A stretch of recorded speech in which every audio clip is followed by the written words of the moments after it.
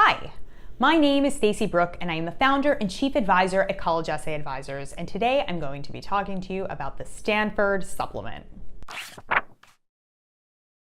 Oh, Stanford, you always give us one heck of a supplement. This actually hasn't changed at all since last year, but it is a hefty one. There are 11 essays and short answer questions of varying length, so this is one you're going to want to start early. It's one that is going to require that you have a variety of answers to offer to admissions, and you're just really going to have to think this one through. So let's take these on one by one. First question. Briefly elaborate on one of your extracurricular activities or work experiences in 150 words. I'm going to say up front that it is probably going to be impossible for you upon first read to know which of your experiences belongs in which of these essays. I think that's part of the game here is figuring out where your stories belong, how you can show admissions, the wide span of things you have to offer. So there are probably many activities that you could focus on here, and I think what you ultimately pick for this particular prompt is going to have a lot to do with what you say elsewhere in this application, just something to note. Regardless, you're going to want to choose an activity or a work experience that you have been immersed in, not something that you've just done a couple of times, something that has truly meant something in your life, something that you feel invested in, something that will tell admissions what you care about. Second question, what is the most significant challenge that society faces today? 50-word limit. 50 words is almost a comically small number of words in which to express a challenge that society faces today, the most important challenge that society faces today. I think what's important here is that whatever challenge you ultimately choose, whatever problem you describe, that it is reflective of the things that you personally care about. Does climate change keep you up at night, for example? Why? How do you even know about this issue? Have you been active in trying to be part of a positive force to do something about it? What this ultimately is really going to reflect about you is, what do you care about? What issues mean the most to you?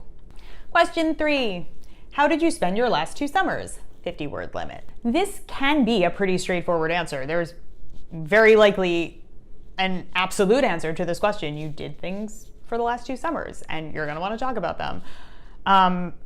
The best approach to this is just to get it all down. 50 words, again, is not a lot of words. You're likely going to have to throw a bunch of things on the page, prune, read, then prune again. But first, just write down everything, literally everything that you've done the past 2 summers. Everything, by the way, can involve anything from participating in an internship or a workshop to tending your garden. It doesn't have to be an organized activity. You just have to give admissions a glimpse into where you've been spending your time. Prompt number 4. What historical moment or event do you wish you could have witnessed? 50-word limit. This, again, like the society challenge, is going to tell admissions something about what you pay attention to, about the things that really leave an imprint on your heart and soul. I think the first, probably slightly obvious advice that I'm going to give is don't choose a historical event that other people are highly likely to choose. Not that this moment isn't inspirational, it totally is, but the Martin Luther King I Have a Dream speech might come up in other people's applications. That doesn't mean it's not a great answer if you have an incredibly personal anecdote to tell about it or something really enlightening or thoughtful to say about it. But I think for the most part, you're going to try to find a historical moment that is a little bit outside of what most people would put as an answer here. And again, also something that truly represents who you are. Question 5. What 5 words best describe you? 10-word limit. Which is interesting because you only have to give them 5 words. So the 5 words that you choose here should be a broad reflection of who you are. It's important to avoid redundancies. It's important to avoid kind of tepid words like nice, good.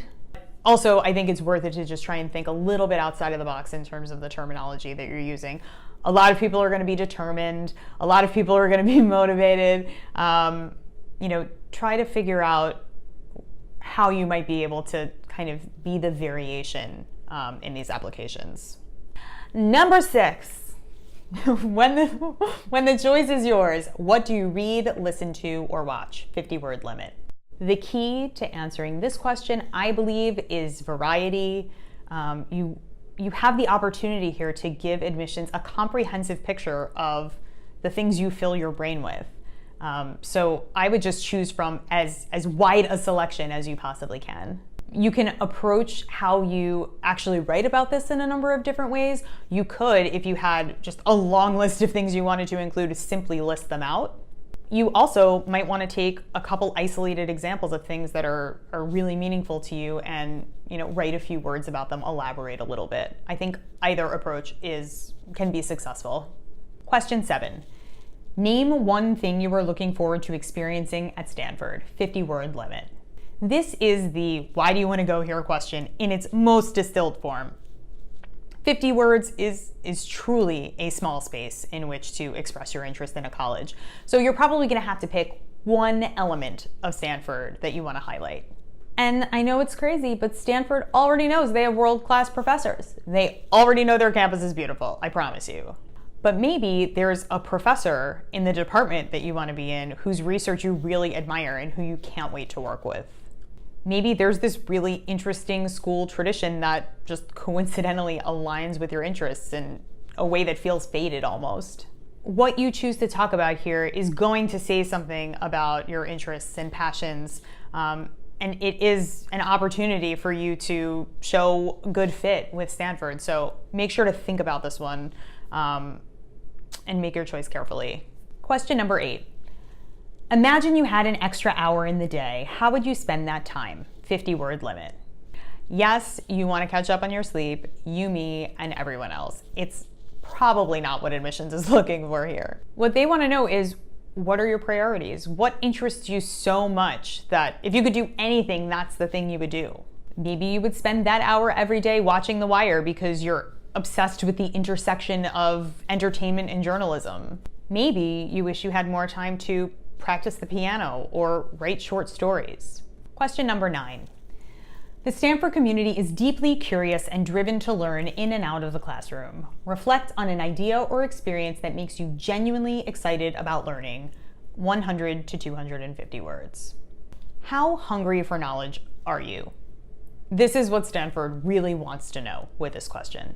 I think they're also trying to pull out of you, are you observant? Are you paying attention? Do you know when you're absorbing new information and when you need to pay attention? What black holes on the internet do you get lost in when you begin researching something? What do you want to know more about? And why are you excited about learning the things that you want to learn? I think that's an important component of this too. Question number 10. Virtually all of Stanford's undergraduates live on campus. Write a note to your future roommate that reveals something about you or that will help your roommate, and us, know you better. 100 to 250 words. This, in its essence, is a creative writing exercise. They're actually asking you to write a letter, and you should respond with a letter. A note. A letter. It's the same thing. I know nobody writes letters anymore. So up until this point, all this time, colleges have been asking you, Stanford has been asking you to write in a composed professional voice. Here, you actually get to inhabit a much more casual tone. Take advantage of that. Show your personality.